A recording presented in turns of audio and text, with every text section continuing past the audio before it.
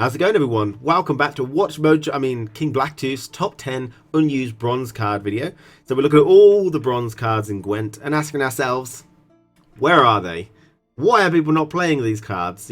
What are the issues with these cards and what can be done to help them? So we're looking at all the bronze cards and saying which ones haven't we seen in the longest time and why. So we're taking it from multiple sources again, my own personal experience playing against other people. I'm going to have to discount my own decks that I've made because I have been making decks recently with those underused cards for the sole purpose of using the underused cards. So discounting that, my personal experience fighting others, as well as Gwent database, because they have a percentage of how many times particular cards are placed in decks, so we can see what's on the lower end of the scale as well. So without further ado, let's look at the top 10 unused bronze cards in Gwent, the Witcher card game.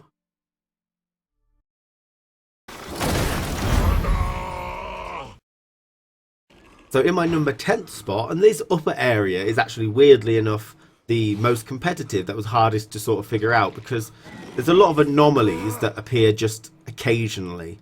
But I gave the number 10th spot to the Trydam Infantryman. This Northern Realms bronze can become most of the time 10 strength and 4 armor due to its ability. Now, this is probably going to go into an armor archetype. Now, 4 armor is not all that great. It's okay. You can probably buff its armor up a little bit with things like Thunderbolt Potion and then take it off, which is okay as well. But you don't gain any benefit from doing that to the Trydam. You could do it to something else. There's better choices. So it's definitely a card which is competing for a slot, and unfortunately it loses. And in my opinion, it loses to cards like the Redenian Elite here. This 6 strength bronze gains 4 armor. Okay, when the armor is removed, it boosts south by 5, so it gets to 11, which is slightly better than the Trydam. But this card has a lot of benefits of reusability. So once you take the armor off, you can reapply a little bit more armor and then take it off again, and it will boost itself again. So this has the benefit of being reusable, and there's actually a reason to take the armor off on this card. So you're getting 2-for-1 benefits here. The risk is obviously that you can't take the armor off, and so it's 6 compared to the 10. But you don't need soldiers in your hand. There's quite a lot of soldiers for the Trydam, but the reusability here is great for the Thunderbolt Potions. And there's other reasons that you will want to give other cards armor as well. This is really good, but you also want to help out the Redenian Knight Elect. If this has armor, it boosts unit either side by 1. People will focus this to get rid of the armor, so it's really good to Thunderbolt it back on. So if you can combine this with the previous card, apply a little bit more armor, then take armor off, and then apply a bit more armor and take armor off, you start to get into a really nice loop where you're gaining more value than if you were using the Trydam Infantryman. And for that reason, RS Merchant here doesn't really get played all that much.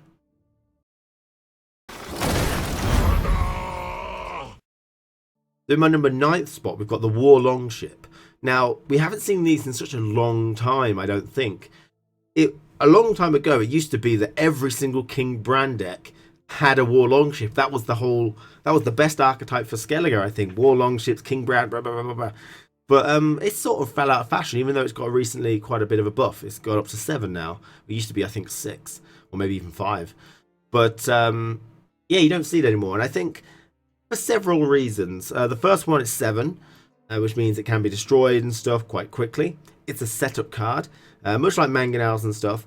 But when you compare it to things like Mangonels, Mangonels are not seen too often, but I think they're seen more often. And the reason is that discard, you can really only discard a maximum of 3 things in a turn. Still pretty good, but that's King Bran.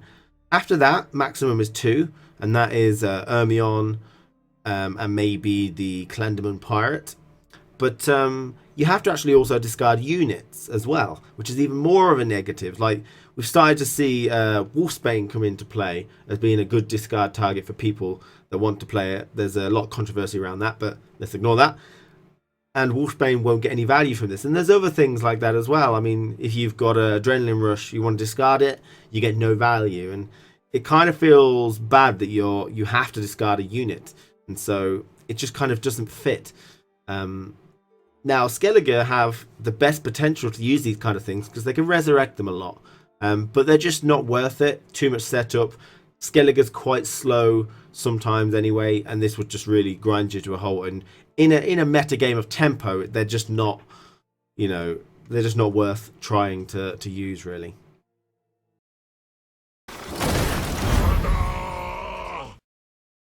So next on the list is the Clan Drummond Shield Maiden. Now, these ladies, I'm actually starting to miss their shouts now. We haven't seen them in quite a long time now. I miss them. Now, if you actually took long enough to ping an opponent, you could get 3 shouts in one particular play, which is really, really nice. Really annoy your opponent. That's a good way of getting forfeits, that. Just like, our shields are our ramparts! 3 times, one after the other after the other. I love it. But, you know, we used to see this all the time. It used to be such a good card, massive tempo play. Can't remember the exact numbers, but it was something like 24, something like that. But now it's normalized, balanced, down to 15 if you hit everything on the opponent's side.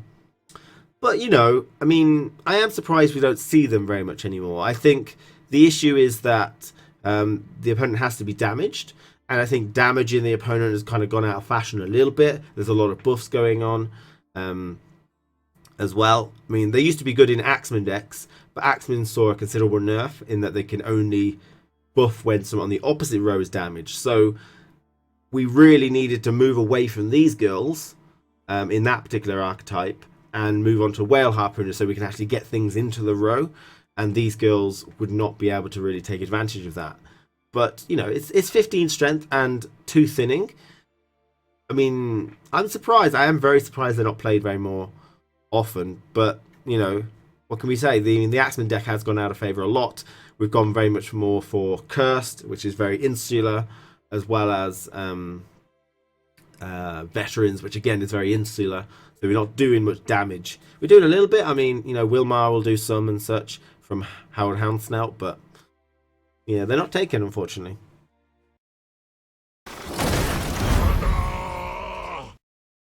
So next on the list is the Clan Demon Pirate. It has been a while since we saw this guy.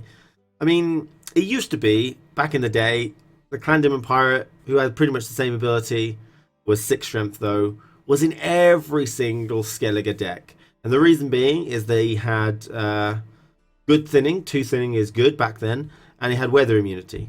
So it was a really nice choice to put him in the graveyard. So if you saw you against a weather deck, you could start resin these guys instead, which was nice. And, you know, we were limited back then. We were restricted on the cards we could choose, so the 2 thinning from this guy was really important. But now we've got things like the Heymay Battle Maiden, which can pull a card out of the deck. Thinning is just as easy nowadays. And you actually get decent cards which are going to be useful, and you can activate other cards and wound them, which all kind of synergize together really well. So this guy is kind of a bit obsolete. He's got no real synergies. 9 strength is okay, but it's still below maybe a Clan on Crate Warrior. But you know, he doesn't have Veteran, he doesn't do anything else apart from the thinning, and there's no real thinning synergy apart from the Warlong ships. And as we saw earlier in the video, the Warlong ships are just out of favor. They're too slow in this tempo driven game. So, I mean, what can you do with this card? Bring back the wild... No. Don't bring back the Wild Boar of the Sea.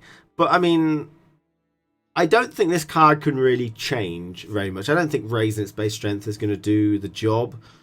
I think what you need is other synergies from other cards. Maybe make the Warlong Ship relevant, or bring other cards which are more synergistic, that don't feel like low tempo when you play them, so that discarding more cards is more beneficial later on.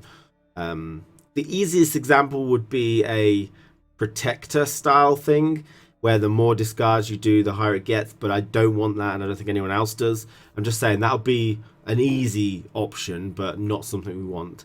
But, you know, more synergies around discarding that feel like they're not low tempo. You don't have to place it on the board to get the benefit first, like the Protectors.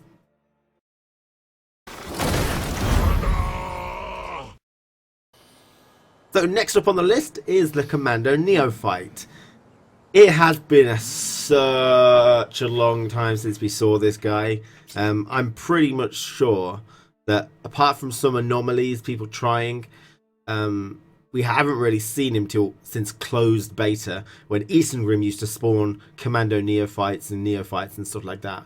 I mean, this guy just does not exist in Gwent as we know it today. I mean, it's very similar to the Warlong Ship. It is. I mean, but it is worse. I mean, again, it's Alzorable, that type of thing. It's low tempo in this meta. It's difficult. But whenever you draw a card to your hand, damage a random enemy by 2. That is inherently worse than the Warlong Ship. It's inherently worse than a Mangonel. And the reason for this is the maximum draws to your hand you can ever do in one turn is 2. Avalak, we've got Saskia to redraw Mulligan 2 cards. So the maximum we can do is 2.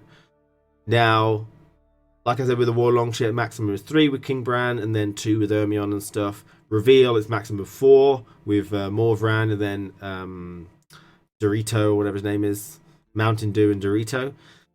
So he's generally worse than those ones. Now, he does have Elf Synergy, which is important, but, you know, you can bump it up to 8 and buff it or something before you put it on the board. But again, it is low tempo, and you're not getting as much back for, bang for your buck as you were with other archetypes. It's just not really that good. Now, I played with him a little bit, and I have noticed that it's actually pretty damn good, because it's whenever you draw a card. So if the opponent plays stuff like Avalak, you get cards and this guy does damage. And I found this guy exceedingly good versus a mill archetype, because they're drawing me loads of cards and I'm getting value for it, countering his value really. But yeah, it's a card which is totally obsolete. And again, how would you improve this guy? Maybe he could do 3 damage. Again, it's still low tempo, but that would kind of offset the fact that you're not going to be drawing as many cards into your hand. I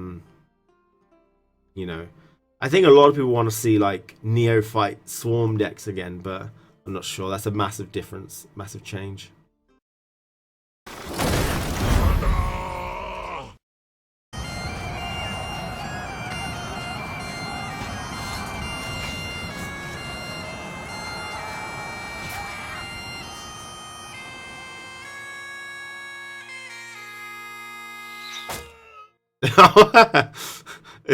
That stops the bad players and gets killed, I think. One of the better premiums, this. I mean, I really like this premium. The audio is just really nice. But it's the Clan Hayme Skald. Back to Skellige. This guy hasn't seen play very much. He saw a lot of abilities. It's very similar to the Hawker Healer. The Hawker Healer at least has synergies with the Mahaka Marauder, though, and things like that. Now, this guy really doesn't have much synergy at all with Skellige. Skellige always being about maybe wounding, warcry, base strength, that type of thing. Boost 3 allies by 2. I mean, value-wise is alright. That's 11 value, which is good. But you do need quite a few units on the board to do this, at least 3 others. He's just kind of fallen to the side. I don't know. I mean, 11's probably where you want him. You don't want to buff him any higher than that, really, do you?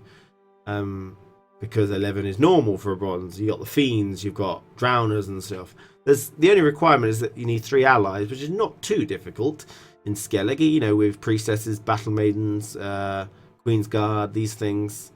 So I am very surprised by this, but it's just not an interesting card. It doesn't really synergize with any of the mechanics that you're really going for with Skellige. And there's a lot of better choices, like we've mentioned. So that's probably the reason why he's just not there. If he strengthened 3 allies by 2, instant, but that would just be stupidly overpowered compared to the Armor Smith. Maybe you could boost 3 allies by 1. Probably not enough. So it's a difficult card to adjust, really, I think. So the next choice is the Ice Giant. This is a very unusual monster card, because on the surface it's good. It is good, I think. 6 strength. If the frost hazard is anywhere on the board, boost south by 6. Worth noting that it doesn't happen repeatedly, so you can't place frost and then another frost and it boosts again, or you can't place frost, they clear it and you play another frost and it boosts again. He only boosts once, but likewise he doesn't actually lose the buff if the weather is cleared. So, he used to do that, but not anymore. He stays at 12.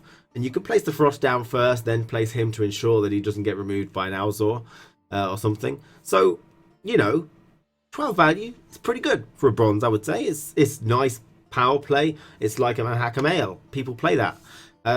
But the weird thing is he doesn't quite fit into where he's supposed to go. Like, he goes in a frost deck, right? Your frost deck is an Eredin deck. It's a wild hunt deck. And you've got loads of frosts, and he would work great. The problem is, in an Eredin wild hunt weather deck, you're using wild hunt units and using wild hunt navigator specifically. And the navigator pulls wild hunt units. And this is an Ogroid. So he doesn't work with that synergy. Like, if you've got an Ogroid, you can't get any more out. Now, you do have Slizard potential, but that means that you need to have him in the graveyard first, so round one becomes a little bit more difficult. But, you know, it's just, he doesn't work in there. Maybe people need to rethink with the Slizard and the Wild Navigator and stuff, but then you start ruining if you're going for wild long ships and stuff. But yeah, so he just has an issue in that he is an Ogroid. If he was Wild Hunt, I'm sure people would take him. I'm pretty sure they would. But Ogroid is just difficult to pull out. So he's just kind of like not worth putting in there. There's a lot of other choices, warriors and stuff. So yeah, he gets left aside, unfortunately.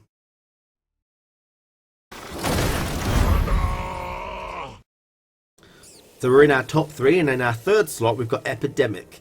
This special card is difficult to use, basically. That's all there is to it. I mean, there's always that potential that you'll get into a game and they'll play a Double-Finer Protector in round 3, and then you'll play a Weather, and then they'll play a Double-Finer Protector, and you'll play Epidemic and get something like 36 value for it, and it's like, wow.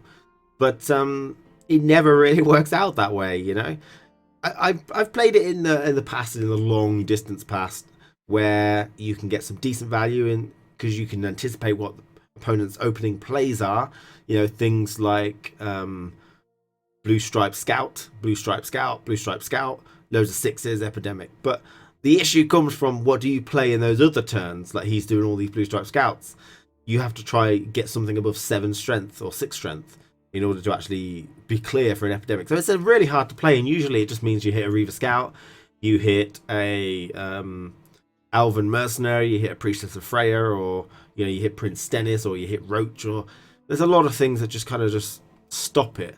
And one of the issues is that it's difficult to use. Unlike Scorch, which is vastly more devastating, but also a lot easier to use. You can level things easier at the top. You can't boost your opponent's units from the bottom to level them. You know, it's a strange thing. Unless they're playing Triss Butterfly Spell, which is also a card not you've seen very much, Epidemic's not going to be too useful. And it's just kind of moved aside. I mean, even with Kira, you don't see it played too much, do you? Even though the option's there, it's never usually played. It's nice to have it as a choice, but as a card to stick into your deck, it's just not worth it, really, is it? Not worth the risk.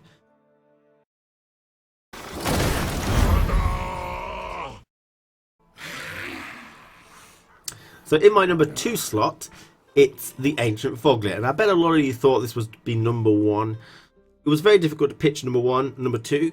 Hopefully you agree with a card which I feel is less seen than this card, but the Ancient Foglet, I've mentioned this a lot before. I've been playing with it quite a bit because it's unused, but it's an engine card. Okay, so it's 8 strength, and if there's a fog on the board at the start of your turn, it boosts south by 1. So what role it serves, it's undervalued compared to other factions' engine cards. So you've got Farseer, Imperial Brigades, Great Swords, these things. This only goes up by 1 per turn, whereas those go up by 2 per turn. Okay. Now, granted, this goes up with just a fog on the board, so you don't actually have to do anything. You don't have to play special cards. You don't have to play spies. But it goes up slower. It doesn't go up as soon as you put it down, which is a little annoying. It's an amazing muzzle target, which is unfortunate. But if you can't stop the brigade, if you can't outright destroy an Imperial Brigade, or you can't lock it, you can't stop them playing spies against you. If you can't outright destroy a Farseer or lock it, you can't stop them playing special cards against you.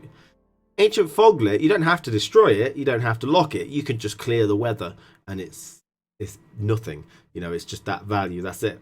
So if you've got enough weather clears, your Ancient Foglet is dead in the water there a little bit.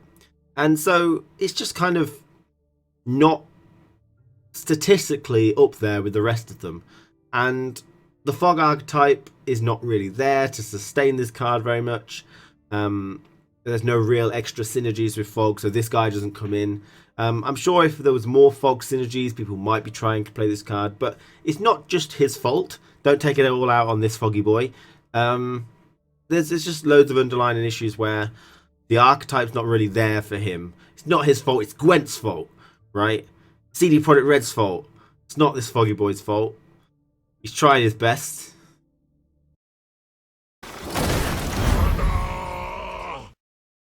So first of all, in my honourable mentions is the Swallow Potion.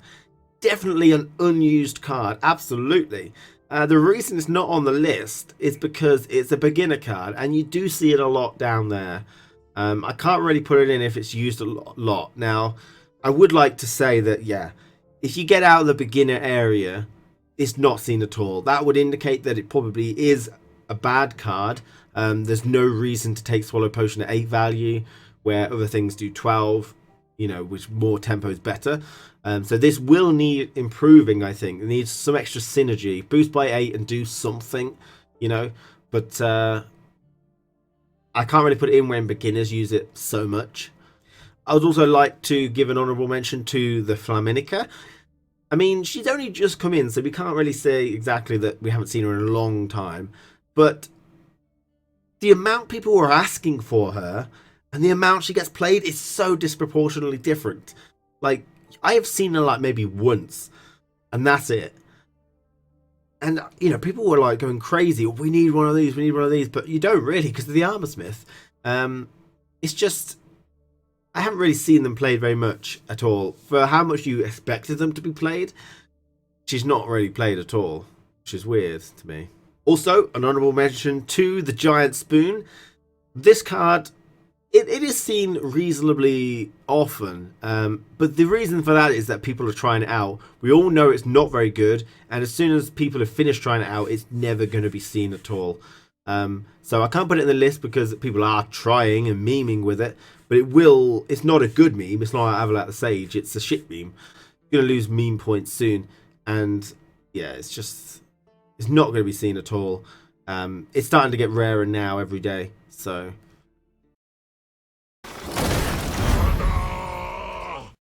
My number 1 slot is the Wyvern. So a lot of people thought it may be the Ancient Foglet, but it was difficult, and I think the Wyvern is less used, honestly. I think they're probably both 0, nearly enough. And we're not talking about Doragari either there, even though not really seen there either. But it's a card which doesn't have an archetype to sustain him, really. We tried playing it. There's a couple of Draconids in the game now. You got the Slyzard, the Vran Warrior, other Wyverns, and you've got a couple of dragons that are silvers and golds, like Mighty Bracker and Bork 3 Jackdaws and stuff, and an Operator as well. But so there's a couple of Draconids, but they don't really mishmash together all that well, as well as the Cockatrice, actually. They don't mishmash together all that well. He's a 6 strength, and damage enemy by 3. If you have any Draconids in your hand, strengthen yourself by 2.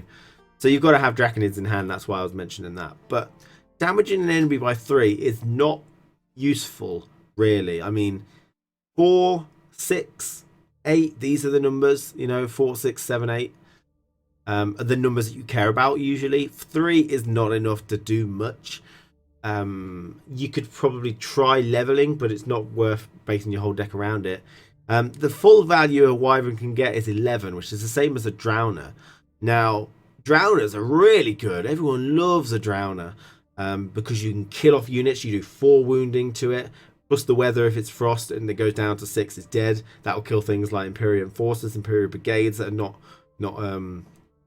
not buffed, you know, gets rid of key pieces.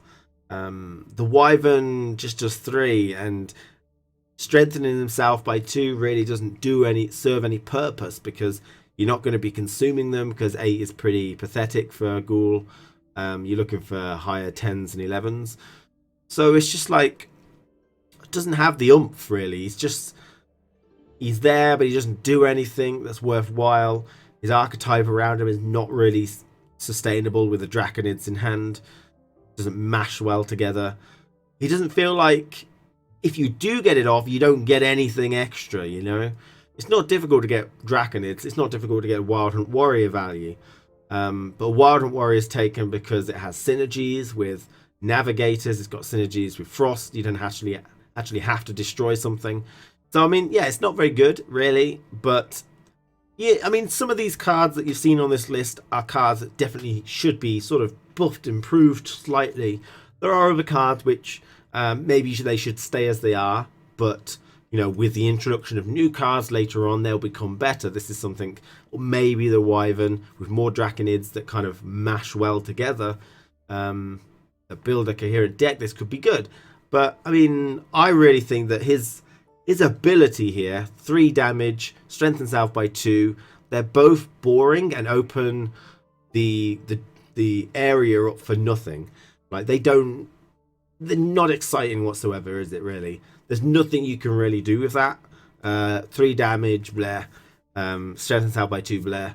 You know, I mean, if it strengthens south by 1 for each Draconid in your hand, some interestingness there, you know? It could be a bit more better if it damaged an enemy by 1 for each Draconid in your hand.